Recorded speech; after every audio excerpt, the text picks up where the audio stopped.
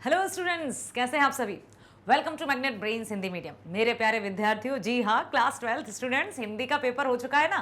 तो बताओ जरा कैसा गया आपका पेपर। सभी प्रश्नों के उत्तर लिखे आपने, और जो भी आपके वस्तुनिष्ठ प्रश्न थे, अपठित गद्यांश, अपठित काव्यांश, उनको सही से टिक किया, सही से पढ़ा। जो आपका 15 मिनट का रीडिंग टाइम था, उस रीडिंग टाइम में आपने सही से क्वेश्चन पेपर को पढ़ा ना। यदि क्वेश्चन पेपर को आपने सही पढ़ा है तो उत्तर आपके बेहतरीन गए होंगे और आंसर्स भी एकदम करेक्ट गए होंगे। और जब आप परिणाम देखेंगे तो खुशी से झूम उठेंगे, यही आशा करते हैं हम। और जैसा किया है प्रतिफल वैसा ही मिलेगा। तो देखिए, इस वीडियो में मैं आपके लिए लेकर आई हूं कक्षा 12वीं हिंदी कोर का ही है सीबीएसई क्वेश्चन पेपर सॉल्यूशन, जो कि आपका 20 फरवरी को ही हुआ है। अभी 2022-23 पेपर कोड है आपका 2/3/2 सेट नंबर 2।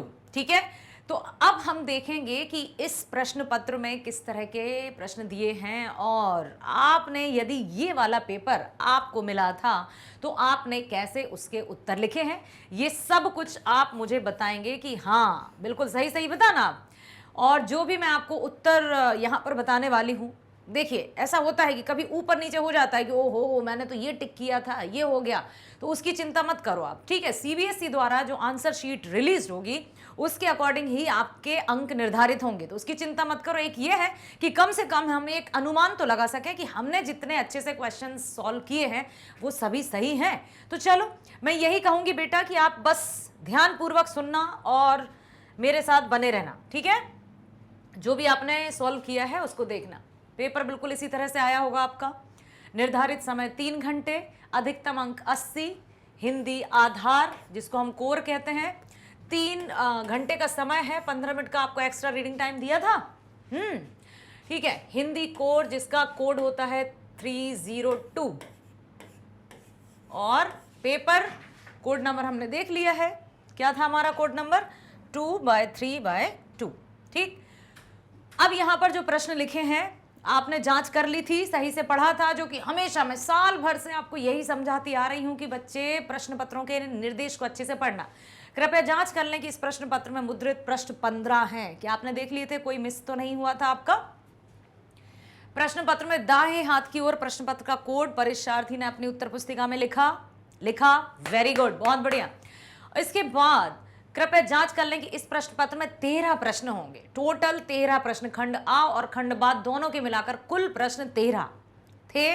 ओके, कृपया प्रश्न का उत्तर लिखना शुरू करने से पहले उत्तर पुस्तिका में प्रश्न का क्रमांक अवश्य लिखें, जो कि अक्सर बच्चे भूल जाते हैं। उत्तर तो लिख देते हैं लेकिन प्रश्न का क्रमांक नहीं लिखते हैं। तो आपने ऐसी गलती तो नहीं की, लिखा है ना, जैसे प्रश्न नंबर 1 फिर उत्तर लिख दिया, प्रश्न नंबर 4 फिर उत्तर लिख दिया। ठीक है, इस तरह से लिखकर आए हैं आप, तो बहुत अच्छी बात है। इस प्रश्न पत्र को पढ़ने के लिए 15 मिनट का समय दिया गया था। हाँ, वेरी गुड। इस प्रश्न पत्र का वितरण पूर्वाह्न मतलब 10:15 बजे 10:15 आपको मिला होगा, और 10:15 से 10:30 तक छात्र केवल प्रश्न पत्र को पढ़ेंगे। यदि आपने पढ़ा है तो आपको समझ में आ गया होगा। और इस अवधि के दौरान उत्तर पुस्तिका पर कोई भी उत्तर नहीं लिखेंगे, मतलब जो आपका रीडिंग टाइम था उसमें सिर्फ और सिर्फ आपको पेपर पढ़ना था, जैसा कि मैं आपको हमेशा से कहती आई हूं, और आशा करती हूं कि आपने वैसा ही किया होगा। अब है निम्नलिखित निर्देशों को बहुत सावधानी से पढ़िए। किया था आपने, पढ़ा था। इस प्रश्न पत्र में कुल 13 प्रश्न हैं, सभी प्रश्नों के उत्तर देना अनिवार्य है। प्रश्न पत्र में 2 खंड हैं, आ और बा। खंड आ में 45 प्रश्न हैं, जिनमें से केवल 40 के उत्तर लिखकर आना है, टिक करना है। खंड बा में वर्णात्मक प्रश्न पूछे गए हैं, इनमें आंतरिक विकल्प दिए गए हैं। मैंने आपको बार बार बताया था कि आंतरिक विकल्प मतलब जो प्रश्न, जैसे किन्हीं 3 प्रश्नों में से किन्हीं 2 के उत्तर दीजिए। इस तरह से आपने बहुत समझदारी से काम किया ना बच्चे, वेरी गुड। यथासंभव दोनों खंडों के प्रश्नों के उत्तर क्रमशः लिखिए, ऐसा ही किया है आपने। जो भी निर्देश दिए थे उनका पालन किया था। चलो, तो इसके लिए तालियां बजाते हैं। वेरी गुड, बहुत बढ़िया, वेरी वेल डन। अब चलते हैं हम बहुविकल्पी या वस्तु परक जो प्रश्न है, खंड आ का पहला प्रश्न। निम्नलिखित काव्यांश में से किसी एक काव्यांश से संबंधित प्रश्नों के सर्वाधिक उपयुक्त उत्तर वाले विकल्प चुनिए। ये 5 नंबर का आपका है, और काव्यांश आया है, वाओ वाओ, पता है आपको कितनी बार मैंने ये पंक्तियां आपको बताई थी, यदि आपने वीडियो देखे हैं मेरे, चाहे वो हम किसी चैप्टर को जब भी कभी नहीं कि संघर्ष से जीवन एक संघर्ष, इस तरह की यदि पंक्तियां आई थी तो मैंने बताया था कि मैंने ये पंक्तियां विगत क्लासेस में पढ़ी थी जब हम स्टूडेंट थे।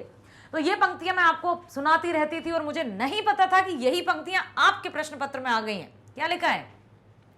वर्षों तक वन में घूम घूम बाधा विघ्नों को चूम चूम, सह धूप घाम पानी पत्थर, पांडव आए कुछ और निखर। सौभाग्य न सब दिन सोता है, देखें आगे क्या होता है। मैत्री की राह बताने को, सबको सुमार्ग पर लाने को, दुर्योधन को समझाने को, भीषण विध्वंस बचाने को। ये क्या है? कौन सी पंक्तियां हैं? ये महाभारत से ली गई हैं ये पंक्तियां, और ये तब का वर्णन है जब दुर्योधन ने पूर्ण रूप से हस्तिनापुर पर अपना कब्जा स्थापित कर लिया था या राज स्थापित कर लिया था, और जो पांडव थे वो वन वन भटक रहे थे। तो कृष्ण जी आए थे संदेश लेकर, किसके पास? दुर्योधन के पास। ठीक है, और देखते हैं आगे क्या लिखा है। भगवान हस्तिनापुर आए, पांडव का संदेशा लाए। क्या लेकर आए थे? दो न्याय, अगर दो आधा दो, यदि इसमें भी कोई बाधा हो। वैसे तो उन्होंने कहा कि भाई कौरव और पांडवों का आधा आधा राज होता है, तो कम से कम राज आधा आधा बांट ले, लेकिन उन्होंने कहा यदि इसमें भी कोई बाधा हो तो दे दो केवल 5 ग्राम। 5 ग्राम का अर्थ होता है 5 गांव। ठीक है, तो दे दो केवल 5 ग्राम। रखो अपनी धरती तमाम, हम वही खुशी से खाएंगे, परिजन पर असी न उठाएंगे। यदि तुम हमें 5 ग्राम भी दे दोगे, 5 गांव भी दे दोगे, तो हम पांचों भाई एक एक गांव में रह जाएंगे और हम किसी पर भी, असी मतलब होता है तलवार, नहीं उठाएंगे, हम युद्ध नहीं करेंगे। लेकिन मति मारी गई थी ना दुर्योधन की। दुर्योधन वह भी दे न सका, आशीष समाज की ले न सका, उल्टे हरि को बांधने चला, जो था असाध्य साधने चला। जब नाश मनुज पर छाता है, पहले विवेक मर जाता है। कहते हैं ना, विनाश काले विपरीत बुद्धि, और यही हुआ था दुर्योधन के साथ। तो आ गई बात समझ में पोयम? चलो अच्छा, अब इसके बाद आ गए हैं इसके प्रश्न उत्तर, अर्थात अब हमें करना है टिक द करेक्ट। तो यहां हम देखते हैं कि आपने कौन सा टिक लगाया है और मैं कौन सा करने वाली हूं। कठिनाइयों और संघर्षों को सहनकर पांडवों में किस प्रकार का बदलाव आया? सह धूप घाम पानी पत्थर। पहला है मनोबल टूट गया था उनका, दूसरा है व्यक्तित्व निखर गया था, तीसरा है सी हिम्मत टूट गई थी, या डी मजबूर हो गए थे। तो सह धूप घाम पानी पत्थर, पांडव आए कुछ और निखर, मतलब उनका व्यक्तित्व और निखर गया था। बताइए जल्दी, क्या पहले का आपने बी टिक किया है? यदि टिक किया है तो बिल्कुल सही है जवाब आपका। टिक करने के साथ साथ आपने ये सेंटेंस लिखा है। मैंने बताया था ना कि उत्तर लिखेंगे, उत्तर बी, पहले का उत्तर बी, और उसके साथ ये वाक्य भी लिखना है। आप सभी ने ऐसा किया है, वेरी गुड। चलो तो दूसरे पर चलते हैं। भगवान हस्तिनापुर क्यों आए थे? भगवान हस्तिनापुर आए पांडव का संदेशा लाए। ए युद्ध टालने के लिए, बी सबकी कुशल क्षेम जानने के लिए, सी पांडवों का संदेश लेकर, और डी दुर्योधन से बात करने। तो भगवान हस्तिनापुर आए पांडव का संदेशा लाए। Very good, answer C Pandav का संदेशा लाए। लिखा था आपने यही? सच में वेरी गुड बच्चे, वेरी गुड, वेल डन। तीसरा है तो दे दो केवल 5 ग्राम, पंक्ति में निहित जीवन मूल्य। अब जीवन मूल्य क्या है? उन्होंने कहा कि ठीक है, तुम आधा राज यदि नहीं दे सकते हो तो सिर्फ 5 ग्राम दे दो, सिर्फ 5 ग्राम ही दे दो, इतने बड़े राज्य में से सिर्फ 5 गांव ही दे दो। तो इनमें कौन सा जीवन मूल्य उभर कर आया है? तो दे दो केवल 5 ग्राम में। ए संतोष, बी त्याग, सी प्रेम, या डी करुणा? संतोष, वेरी नाइस। तीसरे का है संतोष। क्या आपने तीसरे का ए टिक किया है? और टिक करने के साथ साथ आपने संतोष शब्द लिखकर आए हैं। यदि लिखकर आए हैं तो आपका उत्तर बिल्कुल सही है। जल्दी बताओ, ये जो 3 प्रश्न किए हैं आपने यही किए हैं? पहले का बी, दूसरे का सी, तीसरे का ए? वेरी गुड बच्चे। अब चौथा है, परिजन पर असी ना उठाएंगे। पंक्ति में प्रयुक्त असी मैंने अभी अभी बताया था आपको, देखते हैं और सही सही बताना कमेंट में कि कौन सा टिक करके आए थे आप। ए है तीर धनुष, बी है गदा, सी है तलवार और डी है भाला। तो आप जानते हो जेवलिन थ्रो होता होगा आपके स्कूल में कंपटीशन वगैरह। तलवार पता ही आपको, तीर धनुष पता है आपको, गदा जो हनुमान जी रखे रहते हैं इस तरह का ये गदा होता है, ठीक है। तलवार आपको पता ही है इस तरह की होती है, ठीक। तो असी का अर्थ होता है, आंसर है सी तलवार। क्या आप ऐसा लिख कर आए हो? यदि लिख कर आए हो तो बहुत सही। पांचवा, 5 प्रश्न होने वाले हैं और आपने यदि यही आंसर आप लिख कर आए हैं तो बिल्कुल आपको 5 में से 5 नंबर मिल गए हैं। विवेक के मर जाने से क्या होता है? जब नाश मनुष्य पर छाता है, पहले विवेक मर जाता है। ए, मनुष्य का नाश होता है, बी, मनुष्य भ्रमित हो जाता है, सी, गलत कार्य करने की प्रेरणा मिलती है और डी, असामाजिक कार्य की ओर प्रेरित नहीं। तो जब विवेक के मर जाने से मनुष्य का नाश होता है, विनाश काले विपरीत बुद्धि, बस यही है इसके जवाब। आपको 5 में से 5 नंबर मिल जाएंगे यदि आपने इस तरह से लिखकर आए हैं। चलो आगे की तरफ चलते हैं। अब काव्यांश दूसरा है, कौन सा किया था आपने, वो या ये वाला? यदि वो किया है तो उसके ये आंसर सही है जो अभी हमने बताया। और यहां पर काव्यांश दूसरा जो है, अब इसको पढ़ते हैं। हाँ भाई, ये मेरे लिए भी नया है, चलो देखते हैं। खा है, मित्रता बड़ा अनमोल रतन, कब उसे तोल सकता है धन। धरती की तो है क्या बिसात, आ जाए अगर बैकुंठ हाथ, उसको भी न्यौछावर कर दूं। बैकुंठ मतलब जहां श्री हरि विष्णु निवास करते हैं, कि मित्रता पर तो सारे सुख, सारे ऐशो आराम को त्याग सकते हैं यदि सच्चा मित्र मेरे साथ हो तो, ठीक है। कुरुपति के चरणों पर धर दूं, सिर लिए स्कंध पर चलता हूं, उस दिन के लिए मचलता हूं। कहते ना कि भाई मैं तो अपनी जान हथेली पर लेकर चलता हूं, मतलब किसी चीज का भय नहीं है। तो यहां पर लिखा है सिर लिए स्कंद पर चलता हूं, तो स्कंद का मतलब भी कोई तलवार या कुछ ऐसा ही होगा, ठीक है। उस दिन के लिए मचलता हूं, यदि चले वज्र दुर्योधन पर। वज्र आपको पता है महर्षि दधीचि की अस्थियों से वज्र का निर्माण किया गया था और जो देवताओं के राजा इंद्र के हाथ में रहता था हमेशा। यदि चले वज्र दुर्योधन पर, ले लूं बढ़कर अपने ऊपर। अब ये पंक्तियां किसकी हैं? कर्ण की। कर्ण थे दुर्योधन के अभिन्न मित्र, ठीक है।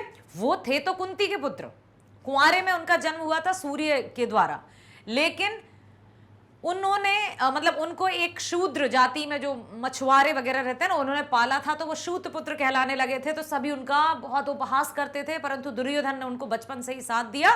तो कर्ण ने दुर्योधन के साथ मित्रता की थी और कहा था कि मित्र ये जीवन भर मैं निभाऊंगा, और उन्होंने ऐसा किया। कुरुपति के चरणों पर धर दूं, सिर लिए स्कंद पर चलता हूं, उस दिन के लिए मैं चलता हूं, यदि चले वज्र दुर्योधन पर, ले लूं बढ़कर अपने ऊपर। कटवा दूं उसके लिए गला, चाहिए मुझे क्या और भला। सम्राट बनेंगे धर्मराज, या पाएगा कुरुराज ताज, ठीक है। लड़ना भर मेरा काम रहा, दुर्योधन का संग्राम रहा। मुझको न कहीं कुछ पाना है, केवल ऋण मात्र चुकाना है। कौन सा ऋण मात्र चुकाना है बेटा?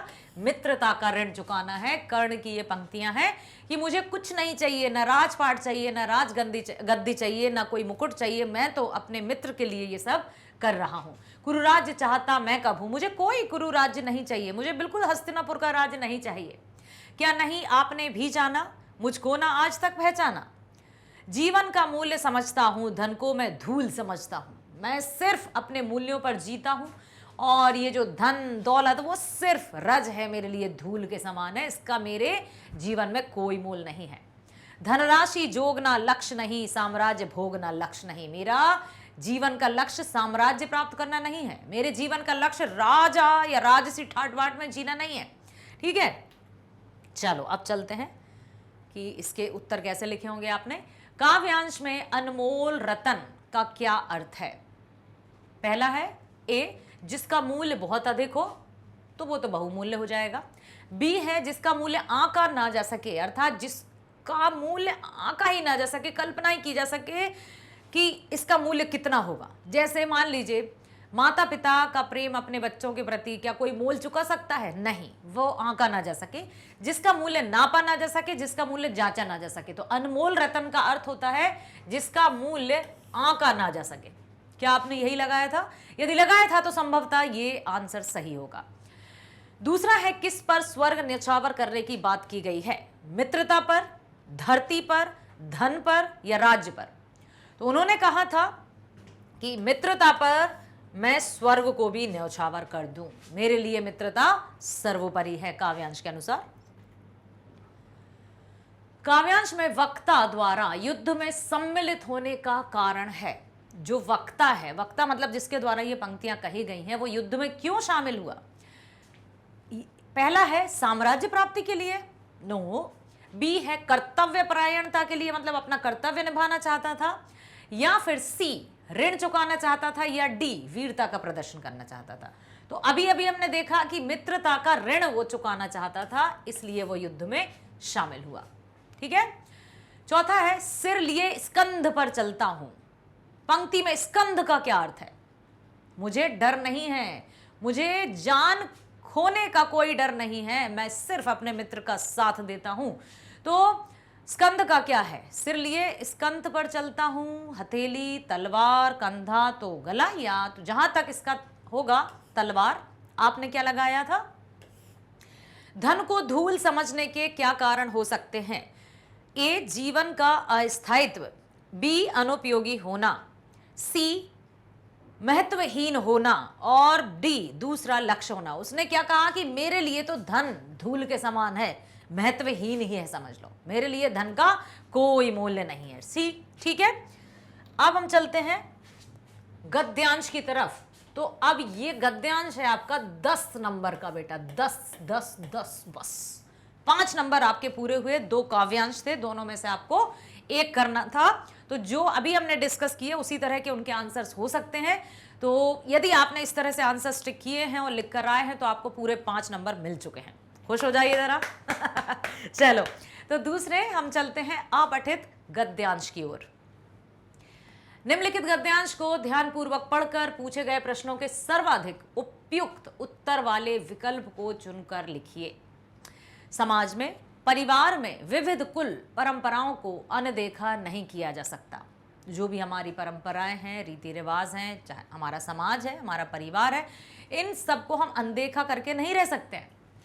हमारे वयोवृद्ध ही इन संस्कृतियों एवं परंपराओं के वाहक होते हैं, अर्थात जो हमारे वृद्ध जन रहते हैं, जो हमारे बड़े बुजुर्ग रहते हैं, वो ही इन परीक्षाओं के वाहक होते हैं। इनके द्वारा ही हम में इन परंपराओं का मतलब होता है। इन नहीं कहते कि हाँ भाई हमारे घर के जैसे संस्कार होंगे वैसे ही बच्चे का विकास होगा, व्यक्तित्व का निर्माण होगा। तो हमारे जो बड़े बुजुर्ग रहते हैं वे ही परंपराएं और संस्कार हमें देते हैं और इनसे भली भांति परिचित होते हैं सभी वृद्ध। वयोवृद्ध परिवार के तरुण सदस्यों को धर्मोन्मुख करते हैं। मतलब जो बड़े बुजुर्ग रहते हैं वो तरुण मतलब जो छोटे, ठीक है, छोटे से वयस्क होते हैं, किशोर अवस्था होते हैं, मतलब उनसे छोटे, उनको धर्मोन्मुख करते हैं। धर्मोन्मुख मतलब धर्म की ओर, धर्म की ओर मतलब धर्म के प्रति वो हमें बताते हैं कि क्या है धर्म, किस तरह से हमें धर्म का पालन करना चाहिए, मानवता क्या है, ये सारी चीजें।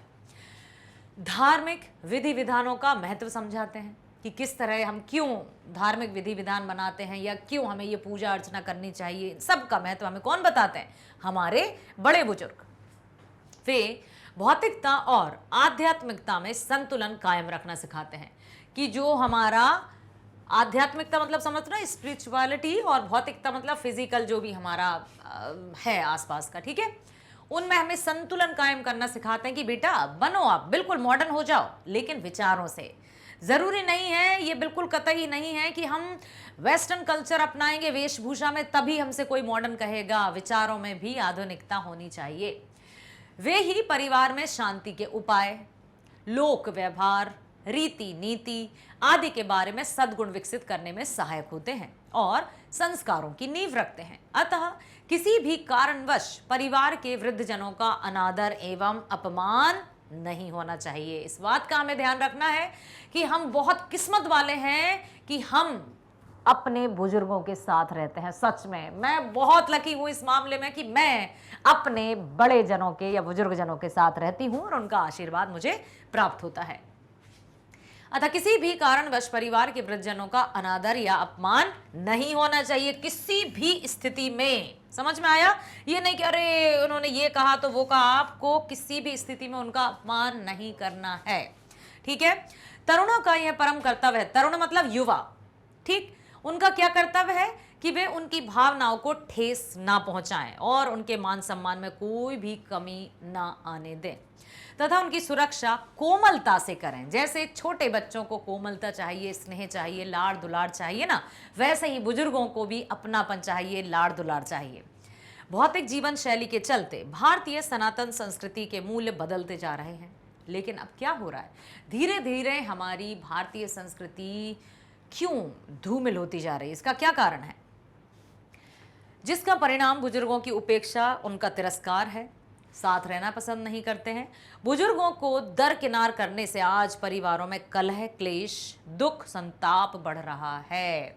यदि सब साथ रहते हैं तो एक मान मर्यादा बनी रहती है, कोई किसी को झुंझलाहट में नहीं देखता, क्योंकि वो कहता है अरे बेटा रहने दो ना, हो गया ना। लेकिन अब ये सब बढ़ रहा है। क्या? कलह क्लेश बढ़ रहा है, दुख संताप बढ़ रहा है। क्यों? क्योंकि बड़े बुजुर्गों को तो कर दिया दरकिनार। अब हम हो गए अब बिल्कुल बिना डोरी के। जो पतंग है डोरी के साथ ही अपने लक्ष्य तक जाएगी ना। यदि डोरी काट दी जाए तो पतंग लड़खड़ा कर गिर जाएगी। वही हाल मनुष्यों का हो रहा है, आज परिवारों का हो रहा है कि बड़े बुजुर्ग नहीं है तो बस अपने तरीके से जी रहे हैं, विच्छेद हो रहे हैं। पहले ज्वाइंट फैमिली रहा करती थी, फिर न्यूक्लियर फैमिली आ गई, मतलब एकल परिवार हो गए। अब एकल से इतने सिंगल हो गए कि समझ में नहीं आ रहा कि आगे क्या होने वाला है। तो बस यही है कि हमें बड़े बुजुर्गों के साथ रहना है। भौतिक जीवन शैली से हमारी आस्थाओं के मूल्य ही बदल गए हैं। मानसिक अशांति बढ़ रही है, रोग शोक सब कुछ बढ़ रहा है। परिवार के तरुण सदस्यों से यह अपेक्षा की जाती है कि वे परिवार के वृद्धजनों को अपने से अलग ना करें एवं उनका यथोचित मान सम्मान करें। परिवार समाज की कसौटी पर खरी उतरने वाली धारणाओं, मान्यताओं एवं परंपराओं को तोड़ने मोड़ने का, उनकी अनदेखी करने का प्रयास कदापि ना करें। संस्कार वहीं अच्छे होंगे जहां बुजुर्गों का, माँ बाप का मान सम्मान करते हुए उनके द्वारा निर्देशित संस्कृति एवं परंपराओं का ध्यान रखा जाएगा। कहीं से कोई डाबर लाल जन्म घुट्टी नहीं पिलाई जा सकती संस्कारों की, लो बेटा पी लो तुम में संस्कार आ जाएंगे, कदापि नहीं। जैसा माहौल घर में होगा उसी तरह से बच्चे जो होंगे ना उनमें संस्कारों का निर्वहन होगा, मतलब संस्कारों का आएंगे संस्कार। बुजुर्ग जीवन के मूल्यों को जानने वाले होते हैं। उनका भी कर्तव्य है कि वे परिवार के हर मामले में अनावश्यक हस्तक्षेप इसलिए ना करें कि वे बुजुर्ग हैं। ये भी बताया उन्होंने कि हर एक बुजुर्ग को भी ये ध्यान रखना है कि कर्तव्य क्या है कि वे परिवार के हर मामले में अनावश्यक हस्तक्षेप ना करें। उनको भी हृदय की विशालता बनाए रखने में संकोच नहीं करना है। ठीक है, तो तभी तो कहते हैं ना तालियां दोनों हाथ से बजती हैं। लेकिन तरुण अर्थात युवा पीढ़ी को हम लोगों को इस बात का विशेष ध्यान रखना होगा कि जो हमारे अपने बड़े बुजुर्ग हैं उनका मान सम्मान करें और उनको बड़े अच्छे से लाड़ और स्नेह दें। चलो अब देखते हैं बेटा, ये 10 नंबर की बात है। तो पहला है प्रश्न, वृद्धजनों को संस्कारों और रीति रिवाजों का वाहक क्यों माना जाता है? वाहक मतलब कैसे हमें ये समझ में आया कि बुजुर्ग जन है वही संस्कारों को लेकर आते हैं एक परिवार में, या ऐसा क्यों माना जाता है कि पहले जो ज्वाइंट फैमिली रहती थी या बड़े संयुक्त परिवार रहते थे तब मान सम्मान सब कुछ बड़े अच्छे से होता था? आखिर क्यों? पहला है क्योंकि वे जीवन मूल्यों को जानने वाले होते हैं। दूसरा, क्योंकि वे इन्हें आने वाली पीढ़ियों तक पहुंचाते हैं। तीसरा, क्योंकि वे निष्ठा और लगन से इनका पालन करते हैं। और चौथा, क्योंकि वे जीवन में इनके महत्व से परिचित हैं।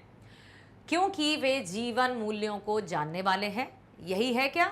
हाँ, देखिए यहां पर हमने देखा ना, संस्कृति एवं परंपराओं के वाहक होते हैं, हमारे वयोवृद्ध इन संस्कृतियों परंपरा के वाहक होते हैं, इनमें भली भांति परिचित होते हैं। ठीक है, तो अब यहां पर आती है बात, क्या होती है कि क्योंकि वे जीवन मूल्यों को जानने वाले होते हैं या वे इनके महत्व से परिचित होते हैं, तो ये आ जाएगा क्योंकि वो जीवन मूल्यों को जानने वाले होते हैं, ये होना चाहिए। और देखते हैं संस्कार संबंधी पारिवारिक परंपराओं के समाप्त होने का क्या कारण है। क्यों संस्कार संबंधी जो पारिवारिक परंपराएं हैं वो समाप्त होती जा रही हैं, आखिर क्या कारण है। पहला है संयुक्त परिवारों का विघटन, संयुक्त परिवार अब एकल परिवारों में विभाजित हो गए हैं। बी, भौतिकतावाद का बढ़ता प्रचलन, जो दिखावटी संस्कृति है, जो दिखावटी प्रवृत्ति है उसका बोलबाला। तीसरा है पाश्चात्य संस्कृति का प्रभाव, या डी है व्यस्त जीवन शैली। तो संस्कार संबंधी पारिवारिक परंपराओं के समाप्त होने का कारण हमें बेटा क्या करना है, हमें यह ध्यान रखना है कि जो भी गद्यांश में दिया है ना उसके अनुसार हमें यह करना है, अपनी बुद्धि का वहां पर प्रयोग नहीं करना। बुद्धि का मतलब ये नहीं कि हम कुछ भी टिक कर आएंगे, लेकिन सोचना हमें यह है कि किस आधार पर गद्यांश में कहा गया है, गद्यांश के आधार पर हमें उत्तरों का चयन करना है। क्या लिखा है, भौतिकता और आध्यात्म में संतुलन कायम करना सिखाते हैं, वे ही परिवार में शांति के उपाय, लोक व्यवहार, रीति रिवाज, सद्गुण सब कुछ बताते हैं। ठीक है, तो धार्मिक विधि विधानों का महत्व भी समझते हैं, धर्मोन्मुख भी होते हैं और इनमें भली भांति परिचित होते हैं। वयोवृद्ध परिवार के तरुण सदस्यों को ये सब बताया है। तो अब क्या आना चाहिए, संस्कार संबंधी पारिवारिक परंपराओं के समाप्त होने का कारण संयुक्त परिवारों का विघटन। क्या आपको लगता है भौतिकतावाद का बढ़ता प्रचलन, दिखावटी प्रवृत्ति का बढ़ता प्रचलन, या पाश्चात्य संस्कृति का प्रभाव, या व्यस्त जीवन शैली? क्या बताया है इसमें, बताओ जल्दी। क्या क्या ऐसा हुआ है कि अब अलग ना करें, उनके यथोचित मान सम्मान करें, तो क्या परिवारों का विघटन हुआ है, इसके कारण हुआ है ये सब, बताइए। या मानसिक अशांति बढ़ रही है, क्यों, ताकि अब जो हो रहा है उसके आधार पर। तो यहां पर कह सकते हैं हम कि भौतिकतावाद का बढ़ता प्रचलन, संयुक्त परिवारों का विघटन, यह भी हो सकता है। ठीक है, अब हम चलते हैं तीसरा, वृद्ध व्यक्तियों को परिवार की धुरी क्यों माना जाता है। धुरी मतलब एकदम केंद्र बिंदु, भौतिक जीवन शैली के दुष्परिणामों से अवगत कराने के कारण। दूसरा है परिवार में सद्गुणों और संस्कारों की नींव रखने के कारण। तीसरा है जीवन के लंबे अनुभव और ज्ञान के कारण, और चौथा है परंपराओं संस्कारों का सम्मान करने के कारण। तो परिवार में सद्गुणों और संस्कारों की नींव रखने के कारण परिवारजनों को या वृद्धजनों को धुरी कहा गया है। ठीक है, एक्सिस, उनका बेस, आधार। वृद्धजनों का अनादर करने के परिणामों के विषय में कौन सा कथन सत्य है, असत्य है। देखो अभी मैं भी सत्य पढ़ने लगी ना, प्रश्न को यदि ध्यान से पढ़ा है तो उत्तर हम सही टिक करेंगे। वृद्धजनों का अनादर करने के परिणामों के विषय में कौन सा कथन असत्य है, सत्य नहीं है। ठीक है, तो ए है सामाजिक व पारिवारिक विघटन, वृद्धजनों का अनादर करने के परिणामों के विषय में कौन सा कथन असत्य है। बी है समाज और परिवार में कुव्यवस्था।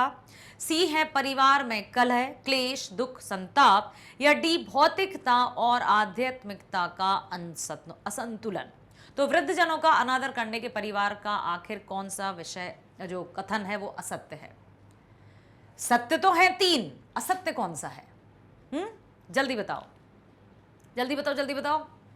क्या आपको लगता है डी लग रहा है ऐसा? हाँ, चलो। तो वृद्धजनों का अनादर करने के परिणामों के विषय में कौन सा कथन असत्य है? भौतिकता और आध्यात्मिकवादी का असंतुलन, ये तो सत्य है। सामाजिक भी उनका विघटन, समाज और परिवार में कुव्यवस्था, परिवार में कलह और क्लेश, तो यही लग रहा है कि डी इज करेक्ट आंसर। ठीक है, चलो आगे बढ़ते हैं। 5वां आया है बुजुर्गों के प्रति बढ़ती उपेक्षा और तिरस्कार का कारण है। क्यों बुजुर्गों के प्रति उपेक्षा बढ़ रही है, क्यों उन्हें तिरस्कृत किया जा रहा है? ए है पाश्चात्य संस्कृति का प्रभाव, बी है भौतिक जीवन शैली का प्रभाव, सी है बुजुर्गों का अनावश्यक हस्तक्षेप, या डी बुजुर्गों में संयम की कमी। तो पाश्चात्य संस्कृति का प्रभाव, भौतिक जीवन शैली का प्रभाव, ये दोनों ही सही लग रहे हैं। आपने कौन सा टिक लगाया है बताइए। तो यदि हम उसके अकॉर्डिंग देखें, अपने अपने गद्यांश के अकॉर्डिंग, तो भौतिक जीवन शैली का प्रभाव। अगला प्रश्न है, भौतिक सुख सुविधा के साधनों की वृद्धि से ने जीवन को सुगम बनाने के साथ साथ क्या दुखद स्थितियां दी हैं? जो भी भौतिक सुख सुविधाएं हैं उन्होंने सुगम तो बनाया है, आसान तो बनाया है, लेकिन और कौन कौन सी ऐसी दुखद स्थितियां दे दी हैं?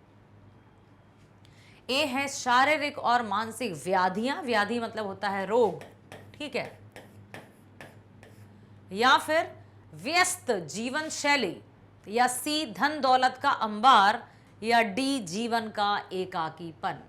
बताइए, भौतिक सुविधाओं के साधनों की वृद्धि ने जीवन को सुगम तो बनाया है, लेकिन दुखद स्थितियां कौन सी हैं?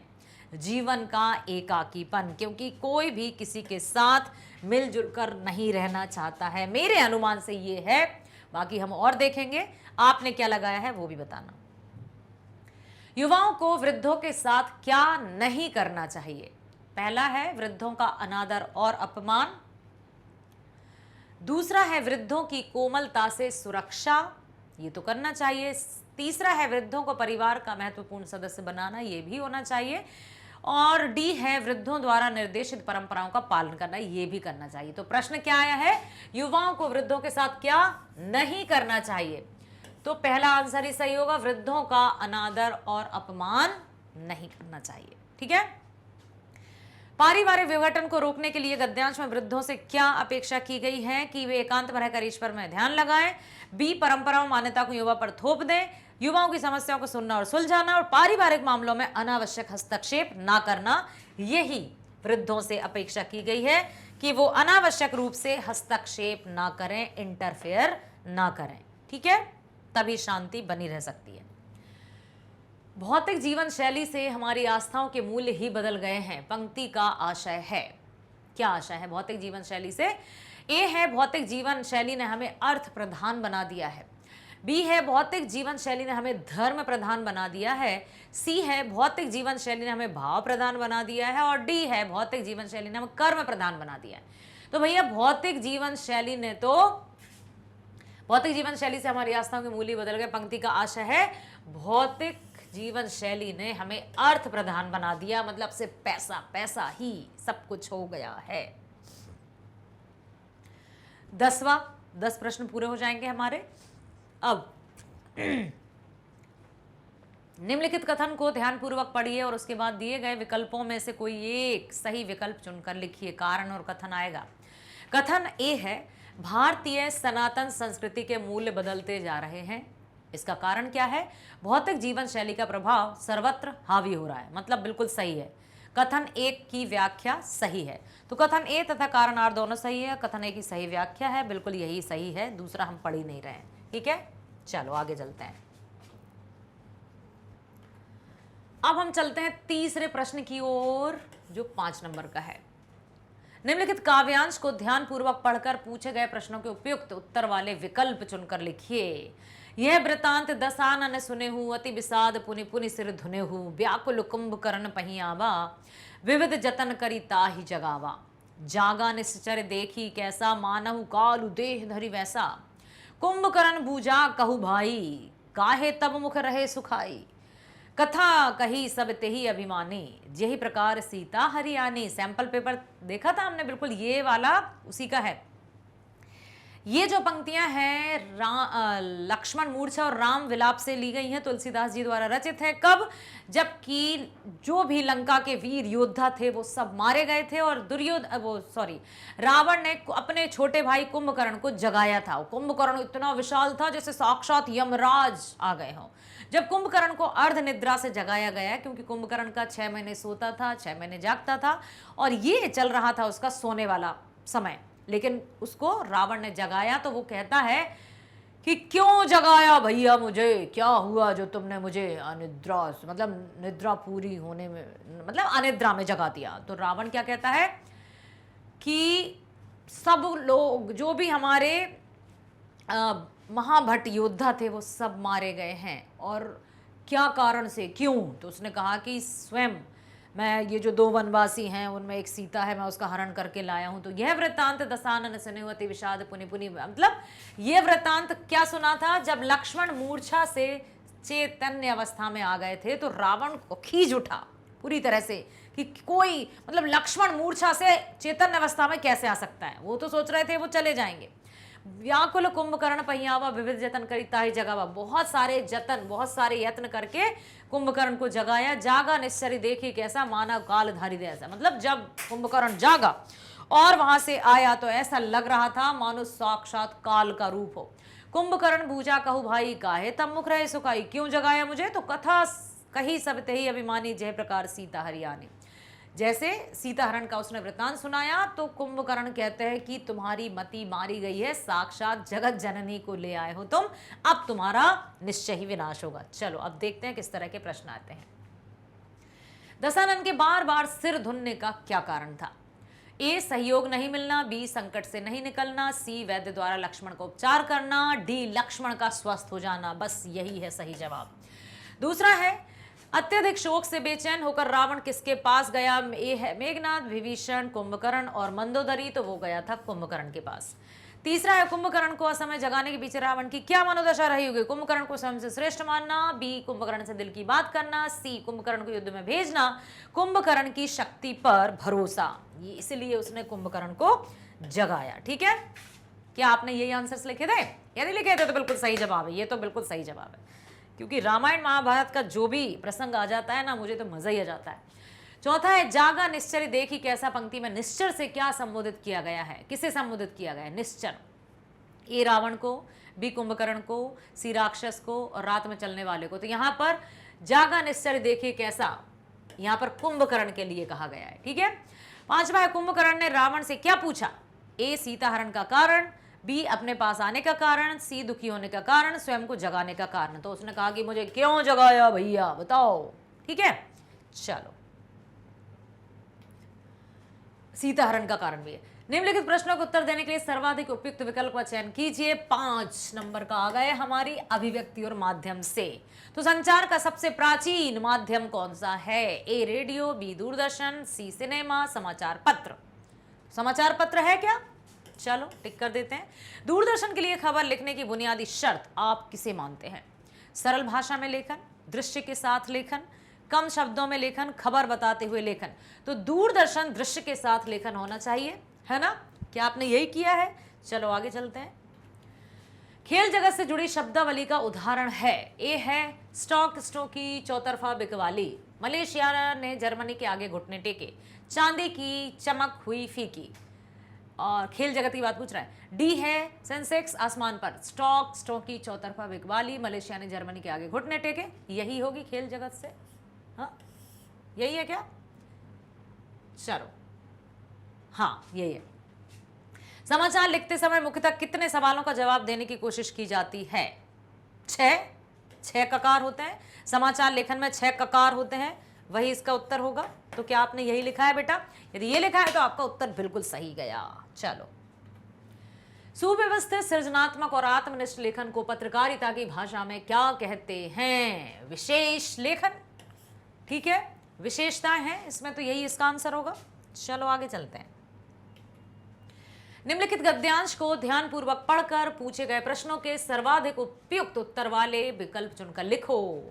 5 दिन भर के कार्यभार से छुट्टी पाकर जब मैं कोई लेख समाप्त करने या भाव को छंदबद्ध करने बैठती हूँ तब छात्रावास की रोशनी बुझ चुकती है। मेरी हिरनी सोना तख्त के पैताने फर्श पर बैठकर पागुर करना बंद कर देती है। कुत्ता बसंत छोटी मचिया पर पंजों में मुख रखकर आंखें मूंद लेता है और बिल्ली गोधुली मेरे तकिए पर सिकुड़कर सो रहती है। पर मुझे रात की निस्तब्धता में अकेली न छोड़ने के विचार में कोने में दरी के आसन पर बैठकर बिजली की चकाचौंध से आंखें मिचमिचाती हुई भक्तिन प्रशांत भाव से जागरण करती है। वह ऊंघती भी नहीं, क्योंकि मेरे सिर उठाते ही उसकी धुंधली दृष्टि मेरी आंखों का अनुसरण करने लगती है। भक्तिन पाठ का है ये, महादेवी वर्मा जी ने लिखा था जो। तो भाव को छंदबद्ध करने बैठती हूँ से किस प्रकार की ध्वनि निकलती है? ए डायरी लेखन की, कविता लेखन की, लेख लेखन की, अनुभव। तो कविता लिखने की। दूसरा है तब छात्रावास की रोशनी बहुत बुझ चुकती है, पंक्ति का आशय क्या है?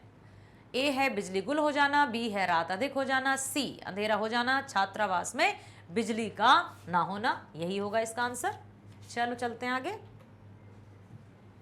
गद्यांश के अनुसार लेखिका का जानवरों के प्रति किस प्रकार का भाव अभिव्यक्त हुआ है?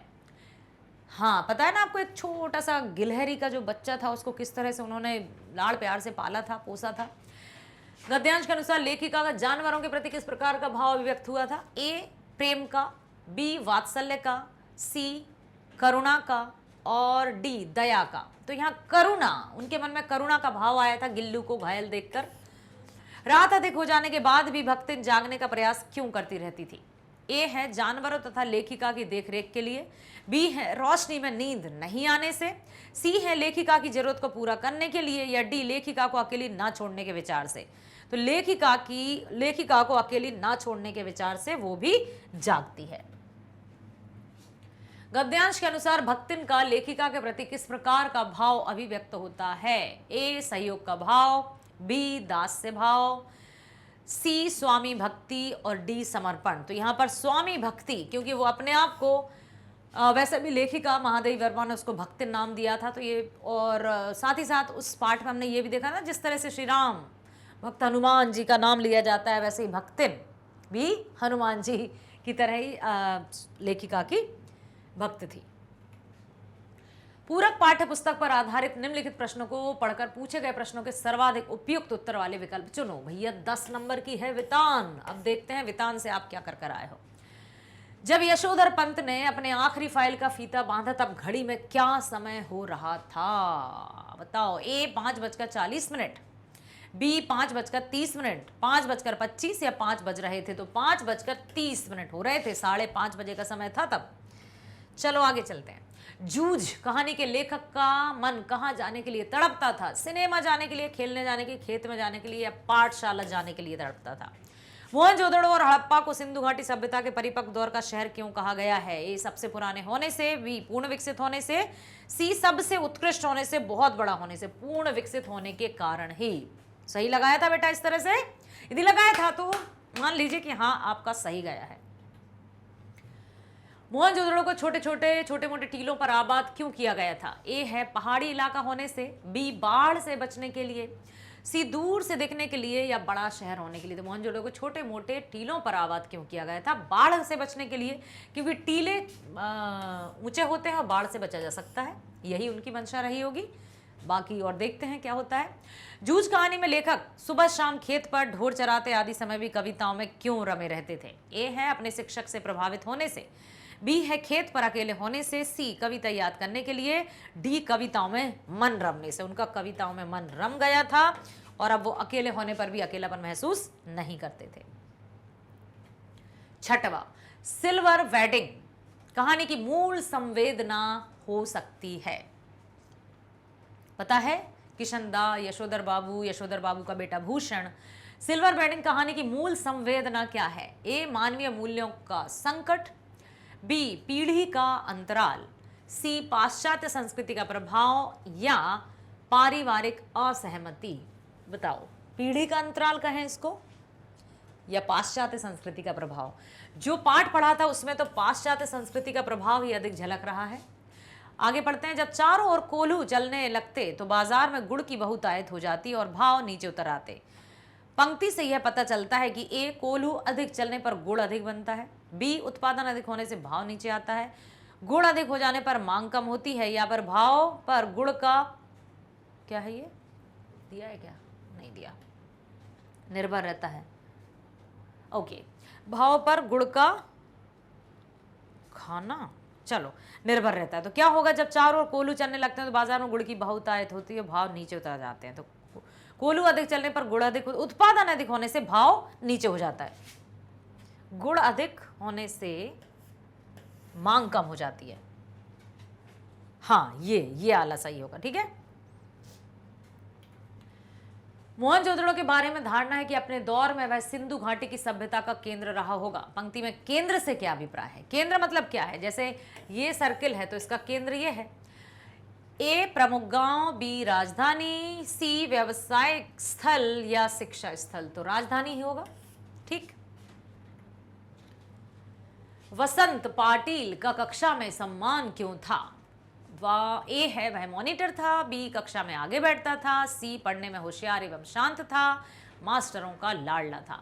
तो वो मॉनिटर तो था, मॉनिटर भी सही है एकदम।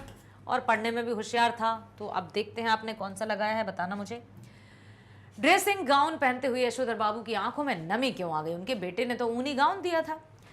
ए भूषण के व्यवहार के कारण, बी किशनदा की याद आने के कारण, सी केवल ए और डी, ए और बी दोनों।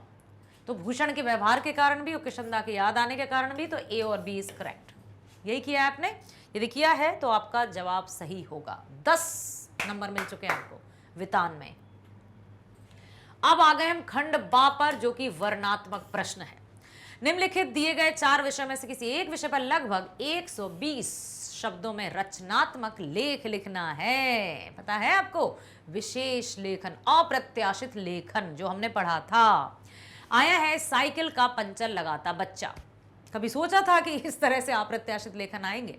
तभी तो उनको अप्रत्याशित कहते हैं, जो कभी घटित ना हुए हो, जिनके बारे में हमने कभी सोचा नहीं। अप्रत्याशित मतलब अनएक्सपेक्टेड। ठीक है।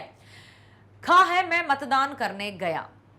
गा है जब मेट्रो रेल की बिजली गुल हुई। अब क्या करें, जितनी जल्दी पहुंचना था उतने विलंब हो गया।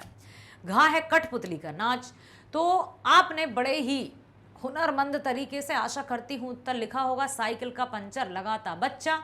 एक छोटे से बच्चों जैसे आप कह सकते हैं कि जब मैं एक बार साइकिल से गुजरा और मेरी साइकिल पंचर हो गई, तो मैं पंचर जो सुधारते हैं उसकी दुकान पर रुका और वहाँ मैंने देखा कि वहाँ पर जो पंचर सुधारने वाला व्यक्ति की कल्पना की थी, लेकिन वहाँ पर एक बिल्कुल छोटा सा बच्चा था जिसे पढ़ने लिखने जाना चाहिए था, लेकिन यहाँ कहें चाइल्ड लेबर या बाल मजदूरी सामने आती है। वो बच्चा मेहनत से काम किए जा रहा था कुछ चंद पैसों के लिए। इस तरह से हम भावना प्रदान करके लिख सकते हैं। मैं मतदान करने जब गया तो भीड़ लगी थी, लाइन थी, इतनी लंबी लाइन, लेकिन फिर भी मैं एक जिम्मेदार नागरिक होने के नाते घंटों खड़ा रहा। गर्मी बहुत थी, पसीना पहुँचते पहुँचते थक गया, लेकिन मैं वापस लौट कर नहीं आया। इस तरह से लिख सकते हैं। जब मेट्रो रेल की बिजली गुल हुई, मैं जैसे ही अपने घर से ऑफिस की ओर निकला, मैंने, क्योंकि प्रतिदिन मैं मेट्रो रेल से ही यात्रा करता था घर से ऑफिस तक की, लगभग 3 घंटे मुझे लगते थे। और वही उसी के दौरान मैं समय, मान लो यदि मेरे ऑफिस का समय है 10 बजे पहुंचना है, तो मैं 7 बजे निकल जाता था। हर दिन की भांति मैं आज भी 7 बजे निकला, लेकिन अचानक मेट्रो रेल की बिजली गुल हो गई और मुझे विलंब हो गया। अब मैं क्या करूं? तुरंत मैंने अपने, अब वहीं पर अकल भी लगानी है, ये नहीं कि अरे ये क्या हो गया, अब मैं तो कुछ कर ही नहीं पाया। मैंने अपने बॉस को या अपने जो भी सहयोगी कर्मचारी हैं उनको फ़ोन किया कि ऐसी ऐसी बात है, तब उन्होंने मुझे, ये हुआ। उसके बाद कठपुतली का नाच। यूं तो हमने टेलीविजन पर फिल्में देखी हैं, मूवीज देखी हैं, धारावाहिक देखी हैं, नाटक देखे हैं, लेकिन कठपुतली के नाच की जो बात होती है उसमें तो एक अलग ही मजा होता है, आनंद होता है। बहुत अच्छे से इस तरह से यदि आपने लिखा है तो आपको पूरे 6 नंबर मिल गए होंगे आपकी रचनात्मकता के साथ। मैंने बताया था आपको कि जो भी हम रचनात्मक लिखते हैं उसमें नकारात्मक चीजों को शामिल नहीं किया जा सकता। किस तरह से हम अपनी लाइफ को, अपने जीवन को सकारात्मकता के साथ जी सकते हैं, वही है रचनात्मकता, वही है क्रिएटिविटी। ठीक है। निम्नलिखित 3 प्रश्नों में से 2 प्रश्नों को उत्तर लगभग 60 शब्दों में लिखना है भाई।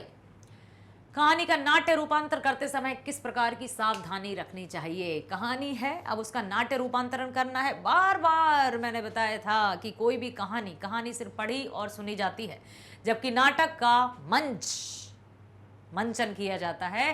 तो वहां पर जो संवाद की विशेषता है और जो साज सज्जा है, तो कोई भी नाटक, जब कोई भी कहानी का जब नाटकीय रूपांतर किया जाता है तो उसमें विशेष रूप से संवादों की विशेषता होनी चाहिए और जो क्रिया है, जो एक्शन है, उस पर ज़्यादा होना चाहिए। मतलब बोलने से अधिक दिखने पर जोर दिया जाता है, ऐसे डायलॉग शामिल करना है। रेडियो पर किस तरह के कार्यक्रम प्रसारित किए जाते हैं? 19वीं शताब्दी में इसकी लोकप्रियता का क्या कारण था? मनोरंजन कार्यक्रम, समाचार और बहुत सारे, जैसे हंसी मजाक बहुत सारे आते हैं। कभी जैसे हॉरर या कहानियाँ सुनाई जाती हैं। तो वो ये लेखन से आप क्या समझते हैं?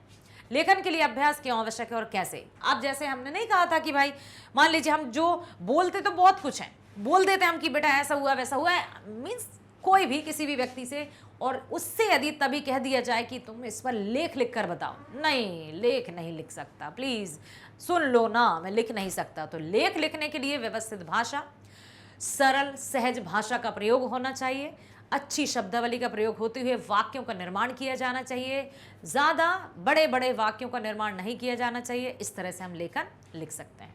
ठीक है।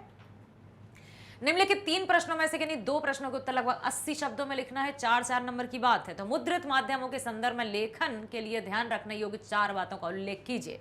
मुद्रित, सबसे पहला छापा खाना कौन सा, कहाँ खुला भारत में? यदि आपको याद है तो आप इसमें वो जोड़ सकते हैं कि गोवा में सबसे पहला छापा खाना खुला था सन 1956 में। और मुद्रण के लिए हमें हर एक बात का ध्यान रखना है कि कोई भी गलती ना हो जाए, क्योंकि वो कोई एडिट या हाइड नहीं होगी। ठीक है, इस तरह से लिख सकते हैं। क्या आपने ऐसा लिखा है? यदि लिखा है तो बिल्कुल।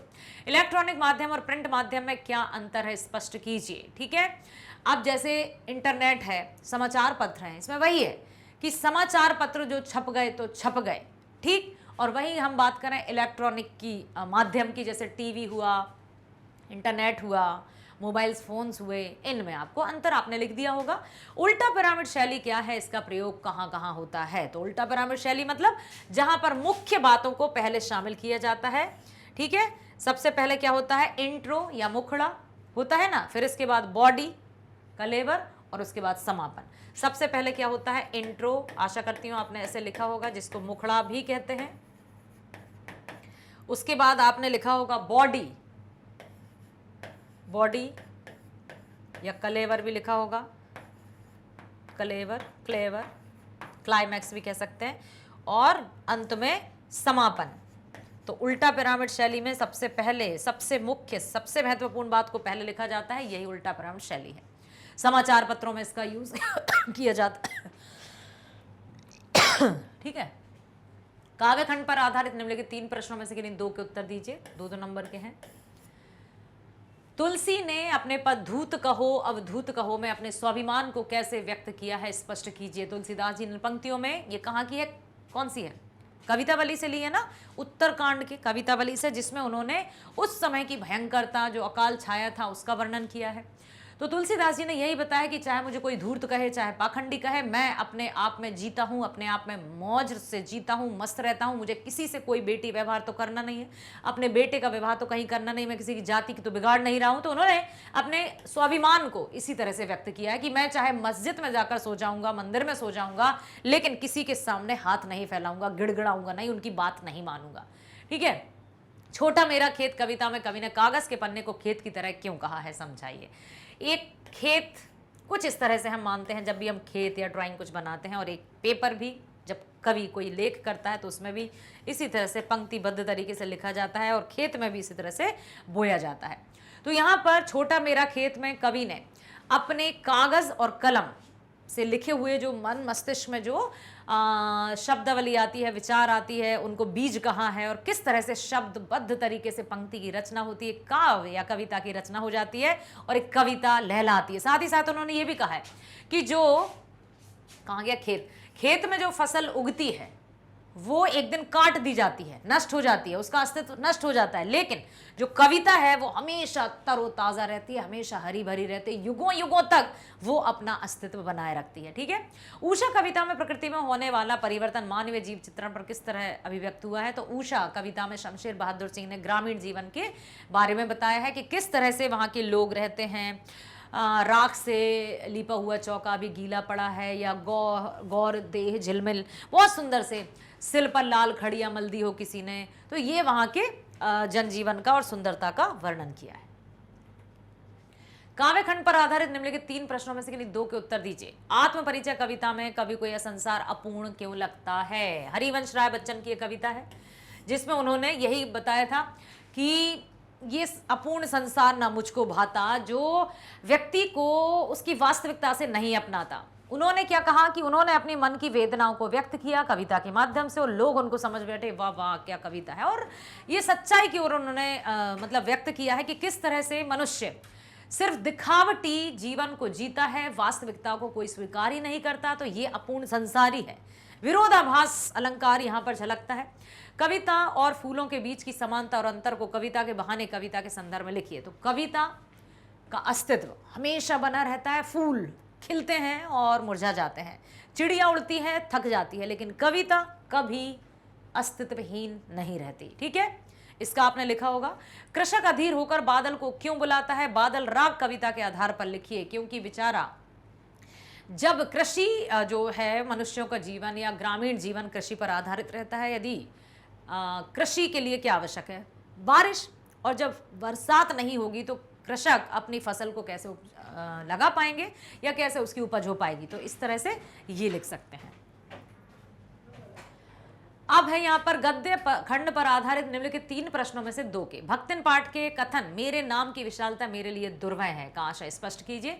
यहाँ पर भक्तिन की ये पंक्तियां हैं, उसने कहा था कि उसका वास्तविक नाम क्या था, लक्ष्मिन अर्थात लक्ष्मी, लेकिन वो किसी को भी अपना वास्तविक नाम नहीं बताती थी, क्योंकि लक्ष्मी मतलब जो धन धान्य सुख समृद्धि से एकदम भरी हुई हो, लेकिन वो तो बेचारी असहाय थी, मजबूर थी, लाचार थी, उसके पास तो कुछ भी नहीं था। इसलिए उसने कहा था कि मेरे नाम की विशालता मेरे लिए दुर्वह है, मतलब जो होना चाहिए वो ऐसा नहीं है। तो यहाँ पर महादेवी वर्मा ने बहुत अच्छे से स्पष्ट किया है। जाति प्रथा को श्रम विभाजन का एक रूप नहीं मानने के पीछे डॉक्टर अंबेडकर के तर्क लिखिए।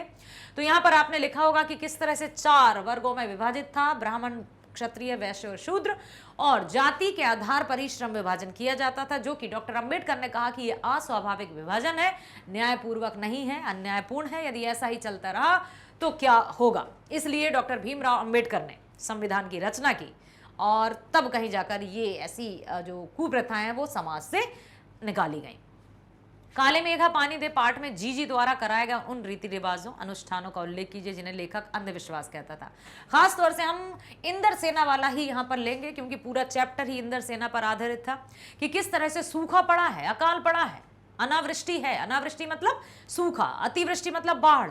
लेकिन फिर भी क्या प्रथा थी कि जो गांव के किशोर थे, मतलब जो टीनेजर्स को किशोर कहते हैं, वो कीचड़ में लथपथ होकर घर घर जाते हैं और उन पर पानी उड़ेला जाता है। तो लेखक सोचता है कि ये क्या है, ये तो पानी की बर्बादी है। ठीक है, तो इस तरह से लेखक ने उनको अंधविश्वास कहा, लेकिन जीजी की हट के आगे लेखक की नहीं चली थी और प्रेम बना रहे इसलिए उसने फिर कुछ नहीं कहा था। ठीक है, 13वां प्रश्न, अंतिम प्रश्न। ठीक है, गद्य खंड पर आधारित निम्नलिखित 3 प्रश्नों में से 2 के उत्तर दीजिए। बाजार दर्शन पाठ में बाजार को सार्थकता प्रदान करने का क्या अभिप्राय है। बाजार दर्शन में बाजार को सार्थकता मतलब यदि हमने बाजार को बाजार की दृष्टि से देखा तो हम तो गए काम से, अर्थात यदि हमारी जेब भरी है और हम लालाई दृष्टि से बाजार गए तो हम जेब खाली करके आएंगे और इतना सारा सामान ले आएंगे कि हम नहीं दिखेंगे, बैग्स ही बैग्स दिखेंगे और बाद में हम पछताएंगे कि अरे यार ये क्या किया। लेखक जैनेन्द्र जी ने कहा ना कि उनके मित्र गए तो कुछ थोड़ा सामान लेने और जब लौटे तो रेल के टिकट तक के लिए पैसे नहीं बचे। मतलब जो बाजार है वो अपनी गिरफ्त में हमें जकड़ लेता है, अर्थात जब भी हम बाजार जाएं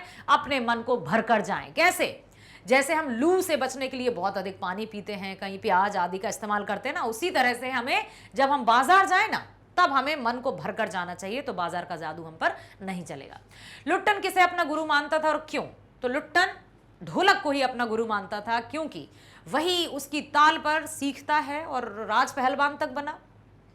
तो ये आपने लिख दिया होगा। शिरीष के फूल पाठ में शिरीष वृक्ष को उसकी किन विशेषताओं के कारण अवधूत कहा गया है। दूत कहो अवधूत, मतलब उसमें यह कहा गया कि चाहे वो जो लू चलती है ना खतरनाक, बारिश हो या गर्मी हो, उसमें भी वो खड़ा है एक बिल्कुल ऐसे, बिल्कुल एक नहीं वो जो सिपाही खड़े रहते हैं, ठीक उनकी तरह। तो इससे आपने लिख लिया होगा। हजारी प्रसाद द्विवेदी जी का नाम यदि आपने लिख दिया है तो अति उत्तम रहेगा। मैं आशा करती हूं इसी तरह आपने सभी उत्तरों को लिखा है और इस तरह से लिखा है तो आपके अंक बहुत अच्छे आएंगे, परिणाम बहुत अच्छा आएगा। इसी तरह हमारे साथ बने रहिए। Thank you so much.